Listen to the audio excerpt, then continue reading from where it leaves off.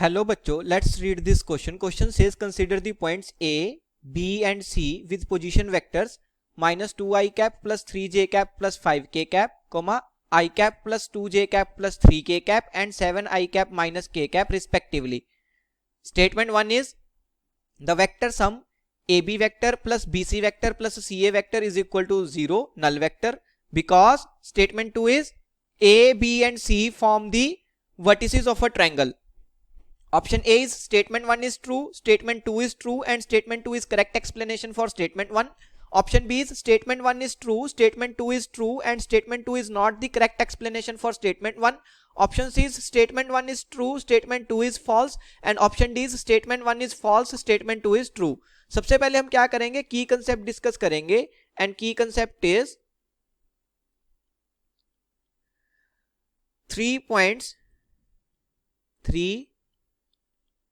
points A, B and C with position vectors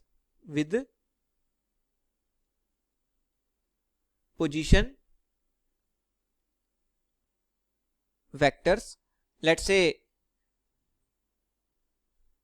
x1 I cap plus y1 j cap plus z1 k cap, comma x2 I cap plus y2 j cap plus z2 k cap and x3 I cap plus y3 j cap plus z3 k cap respectively are collinear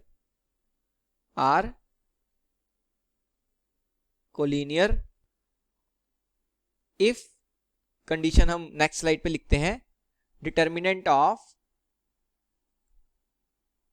x1 y1 z1 x2 y2 z2 x3 y3 and z3, ये जो determinant है वो कितना होना चाहिए, 0 होना चाहिए. अगर ये 0 हो गया तो हमारे जो पॉइंट्स हैं A, B एंड C वो क्या होंगे, कोलिनियर होंगे. अब हम बात करते हैं स्टेटमेंट 1 की. स्टेटमेंट 1 क्या बोल रहा है, AB vector plus BC vector plus CA vector, ये किसके इक्वल होना चाहिए, नल वेक्टर के इक्वल होना चाहिए. अब फॉरगेट अबाउट के A, B और C के कोऑर्डिनेट्स क्या है, ये तो एक आइडेंटिटी है. देखो AB vector plus BC vector, इसको हम क्या लिख सकते हैं, AC वेक्टर लिख सकते हैं. So it is equal to AC vector plus CA vector and AC vector को मैं क्या लिख सकता हूं, माइनस ऑफ CA वेक्टर लिख सकता हूं. तो minus CA vector plus CA vector कितना आएगा, कैंसिल हो जाएंगे दोनों, नल वेक्टर ही आना है.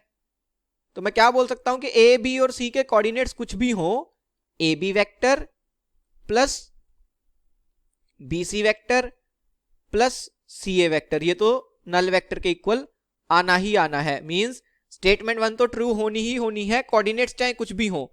अब हम चेक कर लेते हैं कि A, B and C form the vertices of a triangle. Statement 2 check करने के लिए हम ये चेक कर लेंगे कि ABC कोलिनियर है या नहीं. अगर कोलिनियर होंगे तो ट्रायंगल नहीं बना पाएंगे, अगर कोलिनियर नहीं होंगे तो ट्रायंगल बना लेंगे. तो चेक करते हैं इनका डिटर्मिनेंट, जो x1 y1 z1 x2 y2 z2 x3 y3 z3 ये डिटर्मिनेंट लिखा है, इसको चेक करते हैं. सो A का पोजीशन वेक्टर दिया हुआ है minus 2i cap plus 3j cap plus 5k cap. तो हमारी फर्स्ट रो बन जाएगी minus 2 3 5. So minus 2 3 5. Next B का पोजीशन वेक्टर है i cap plus 2j cap plus 3k cap. तो second row will be 1 2 3. So 1 2 3. And third C का position vector क्या है, 7i cap minus k cap. तो third row हो जाएगी 7 0 minus 1. सो 7 0 minus 1. इस डिटर्मिनेंट को हम एक्सपेंड कर देते हैं, let's say along first row. तो क्या आ जाएगा, minus 2 into -1, that will be -2 minus 3 into 0 आ जाएगा. Next will be -3 into 1 into -1 that will be -1 -7 into 3 वो हो जाएगा 21 plus 5 times 1 into 0 will be 0 minus 7 into 2 will be 14. So it is equal to -2 minus 0 ये हो जाएगा -2, बाहर भी -2 है, मल्टीप्लाई करके 4 आ जाएगा. Then -1 minus 21 that will be -22 into -3 वो हो जाएगा +66. और यहां से क्या आएगा 0 minus 14 will be -14 into 5 -70. 66 plus 4 will be 70.